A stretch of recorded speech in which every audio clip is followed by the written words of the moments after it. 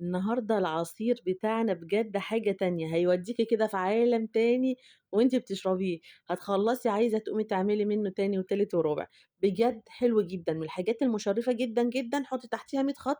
لو جاي لِك حد وإن أنتِ تعملي له حاجة وعايزة فعلًا تكوني الضيف غالي عليكِ كده وعزيز عليكِ، تعمليها النهارده العصير بتاع النهارده.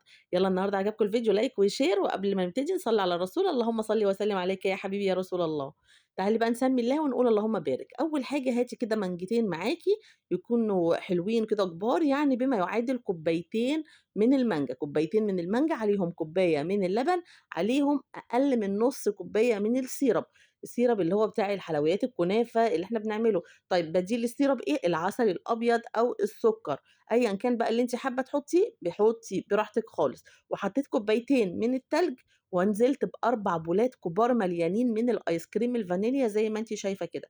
يبقى شيماء العصير بتاعنا عبارة عن إيه؟ كوبايتين من المانجا، كوباية من اللبن اللي هو الحليب، كوبايتين من التلج، 4 بولات آيس كريم كبار زي ما أنتِ شُفتِ كده، وأقل من نُص كوباية من السيرب، وبديلها العسل الأبيض أو السكر زي ما أنتِ حابة. حطّي بقى الكلام ده كلّه كده في الخلاط، وافضلي بقى ادّي كده واضربي فيه براحتِك خالص لحد ما تشوفي الجمال والحلاوة. بجد والله فيديو النهارده بجد العصير حاجة كده وهمية، حلو جدًا. كان فاضل مكعبين بس من التلج، قُلت أحطهم بدل ما يسيحوا كده وما يبقاش ليهم لازمة. تعالي بقى هاتي الكاسات بتاعتِك بقى والجمال. طبعًا هو السُمك بتاع العصير بيبقى عامل زي السموزي، بيبقى تقيل، حلو جدًا، رهيب بجد طعمه حكاية. المانجا مع الآيس كريم الفانيليا موديكِ كده في حتة تانية، في عالم تاني. تعالي بقى حطينا العصير بتاعنا، ونقوم حاطين بقى بولة آيس كريم كده من فوق، سميه عصير مانجا، سميه سموزي مانجا، اللي أنتِ حاباه. وزيّني بقى. أتمنى الفيديو النهارده عجبكم، لايك وشير، واللي مش عندي يشترك ويفعل الجرس عشان كل جديد عندي يوصل لكم.